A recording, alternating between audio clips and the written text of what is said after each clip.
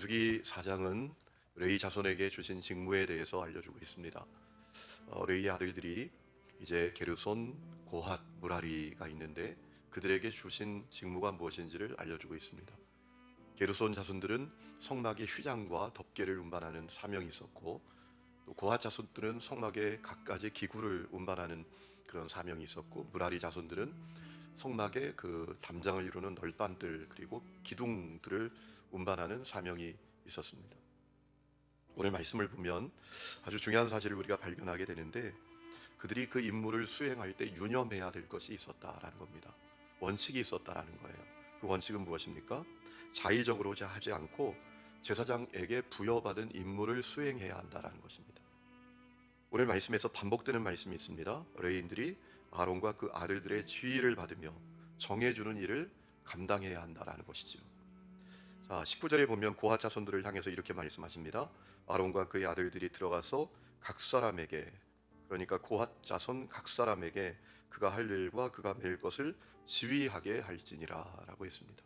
고핫 자손들이 자의적으로 일하지 않고 제사장이 부여해 주는 임무, 그 지휘를 따라서 그 사명을 감당해라 라는 것이죠.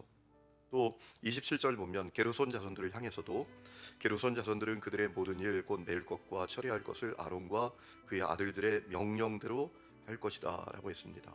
제사장의 명령을 따라서 그 일을 감당해라 하는 것이죠. 또 33절에 보면 무라리 자손들을 향해서도 이는 제사장 아론의 아들 이다말의 수하에 있을 무라리 자손의 종족들이 그 모든 직무대로 회막에서 행할 일이니라 라고 했습니다. 똑같은 내용입니다. 세 번을 이렇게 번역합니다. 이상이 무라리 자손 가족들이 해야 할 일이다.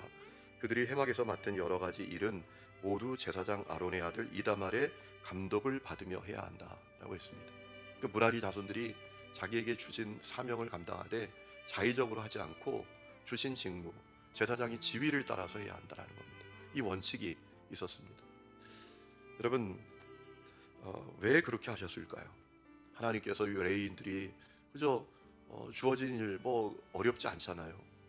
한 사람 고핫 자손은 성막에 기구들을 옮기면 되고, 무라리 자손은 널판들과 기둥을 옮기면 되고, 게르손 자손들은 덮개와 휘장을 그냥 옮기면 되지 않습니까? 그런데 왜 지위를 따라 하라고 하셨을까?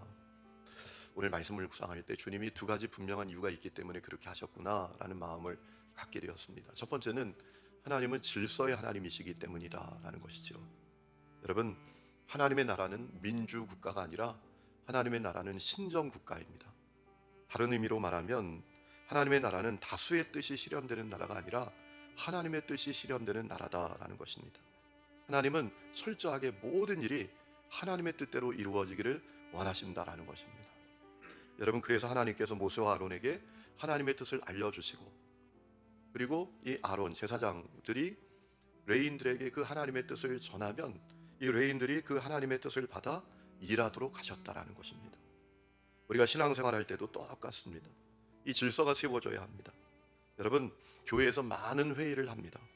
사실 교회에서 많은 회의를 하고 어떤 의사결정을 할 때 우리는 늘 다수의 의사가 무엇인가에 관심이 있습니다. 여러분, 사실 다수의 의사가 중요한 것이 아니라 하나님의 뜻이 중요합니다. 다수의 뜻이 하나님의 뜻이 아닐 수 있기 때문입니다. 그렇기 때문에 공동체에서 중요한 것은 영적 지도자가 끼어 있어서 하나님의 뜻이 무엇인지를 분별하는 것, 이것이 대단히 중요하고, 또 그 교회의 공동체의 성도들은 그 뜻에 일치되게 순종하는 것이 중요하다라는 것입니다. 그때 하나님의 역사가 일어나게 된다라는 것이죠. 홍해를 건널 때 생각해 보세요. 거기서 다수결했으면 어떻게 됐을까요? 다 애굽으로 돌아가자 그랬을 거예요. 광야길을 갈 때 힘드니까 다 돌아가자 그러잖아요. 우리가 거기서 좋은 것 먹었다, 잘 지냈다. 다수의 뜻이 그런 거였어요. 그런데 하나님의 뜻은 지팡이를 내밀라, 건너가라. 이거 어떻게 순종이 됩니까? 그런데 하나님의 뜻에 순종하니까 홍해가 갈라지죠. 여리고성이 무너지는 것도 똑같습니다. 여리고성을 돌 때 무너진다고 말씀하셨어요. 그게 하나님의 뜻입니다. 여러분, 다수는 어떤 뜻을 갖고 있었을까요? 만일 거기서 다수결로 했다면 말도 안 되는 얘기 하지 말라고. 어떻게 돌기만 한다고 무너지냐? 여러분, 여리고성 전투는 승리할 수 없었을 거예요. 하나님의 뜻을 분별하고 하나님의 뜻에 순종하는 것이 중요하다라는 겁니다. 그렇기 때문에 영적 지도자의 역할이 대단히 중요합니다. 어떤 분은 그래요. 왜 기도문 줄 때 꼭 담임 목사를 위해서 기도해 주십시오. 뭐 이런 거 왜 써놓은 거야? 여러분, 우리 대표기도 하면은 대표기도 하는 분들에게 기도 준비하실 때 유념해야 될 사항을 꼭 넣어드립니다. 그거 보시고 기도 준비하십시오. 거기 그런 내용이 있어요. 담임 목사를 위해서 꼭 기도해 주십시오. 여러분, 왜 그렇게 해야 합니까? 담임 목사가 끼어 있는 것이 대단히 중요합니다. 하나님의 뜻을 분별하고 정확하게 알고 영적 지도력을 잘 발휘하는 것이 얼마나 중요합니까? 그래서 기도해야 되는 거예요. 제가 부산에 사역할 때 99개 계단 위에 있었던 교회가 이전을 해서 지금 잘 부흥되고 있더라고요. 제가 올 때 빚이 8억이 있었는데 벌써 그것은 다 갚은 것은 말할 것도 없고 아파트 2채를 샀더라고요. 얼마나 참 감사한지. 저는 담임 목사 사택을 전세로 있었는데 담임 목사 사택을 샀더라고요. 참 성도들이 열심히 있고 또 잘 부흥되고 있어요. 그런데 성도들이 무슨 얘기 하는지 아십니까? 옛날 얘기해요. 그 교회가 80년대 후반까지 상당히 부흥했어요. 99개 계단 위에 있는데도 300명이 출석하는 그런 교회였어요. 부흥의 시대 때. 그때 담임 목사님들이 그런 얘기를 했거든요. 이제 앞으로 지금과는 완전히 다른 시대가 온다. 이제 사람들이 편한 거 좋아하고 신도시 좋아하고 차 가지고 다니고 그런 시대가 온다. 그렇기 때문에 이제 우리가 준비해야 된다. 저 남천동에 완전히 평지죠. 지금 뭐 너무너무 좋은 지역이에요. 완전히 알짜배기, 해운대, 수영, 이곳이 뭐 부산에서는 저 압구정, 강남과 같은 곳이거든요. 거기 땅이 있었어요. 어느 목사님이 그 교회 사역 같은 분인데 우리가 거기로 이사 가야 합니다. 미래를 위해서. 그랬더니 다수가 원하지 않아요. 그리고 목사님을 내보냈어요. 목사님을 쫓아냈어요. 그런데 지금도 그 얘기해요. 그때 우리가 그쪽으로 가서 목사님 말씀에 순종했더라면 지금은 1000명 이상 되는 교회가 됐을 거다. 이런 얘기를 합니다. 여러분, 하나님은 질서의 하나님이십니다. 우리가 이거 기억해야 합니다. 두 번째는 주신 사명을 감당할 때 타성에 젖지 않기를 원하셨다라는 거예요. 여러분, 레위 자손들이 해야 될 일은 어찌 보면 아주 단순한 일 아닙니까? 그렇죠. 여러분, 성막의 기구들 제사장들이 쌓아놓으면 옮기면 됩니다. 또 뭐 휘장, 덮개 그 옮기는 건 너무 단순한 일입니다. 여러분, 그런데 그 일을 반복하다 보면 어떤 일이 벌어지죠? 우리가 어떤 일을 계속 반복하다 보면 어떤 일이 벌어집니까? 타성해집니다. 식상해집니다. 소홀해집니다. 하나님께서 그것을 예방하셨던 거예요. 그래서 그때그때마다 제사장들을 통해서 레인들에게 각각 다른 임무를 부여했을 수도 있을 것 같아요. 예를 들면 고핫 자손의 어떤 사람이 지성소에 있는 그 기구들을 옮기려고 하면 이럴 수도 있지 않았겠습니까? 제사장이 우리 형제님, 오늘은 그거 말고 저거 좀 옮겨보시라고. 아마 그런 일이 벌어지지 않겠습니까?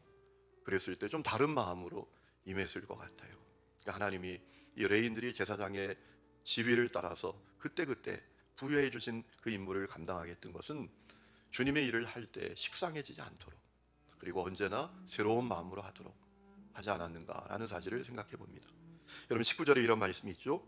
각 사람에게 그가 할 일과 그가 매일 것을 지휘하게 할지니라 라고 했습니다. 그때그때마다 어떤 일을 맡을 것인지, 어떤 것을 매일 것인지 그것을 다 임무를 부여해 줬다라는 것입니다. 여러분, 우리가 주님의 일을 감당할 때 반복하다 보면 식상한 마음이 되고 습관적인 것이 되고 그러다 보면 소홀해질 수가 있습니다. 그렇기 때문에 우리가 늘 말씀을 붙들어야 돼요. 주님께서 어떤 마음으로 이 일을 감당하기를 원하시나, 늘 새로운 마음을 얻어야 됩니다. 그리고 영적 지도를 받아야 합니다. 이 일을 어떤 마음으로 어떻게 감당하기를 원하시는지 우리가 알고 그 가운데에서 감당할 때 아름다운 역사가 있게 된다라는 것입니다. 주님, 우리 모두에게 주님의 일을 맡기셨습니다. 우리 가운데 한 사람도 주님의 일을 맡지 않은 사람은 없습니다. 우리 모두가 질서 있게, 또 작은 일에도 소중하게, 또 기쁜 마음으로 그 일을 감당하는 분들이 될 수 있기를 주의 이름으로 축원합니다.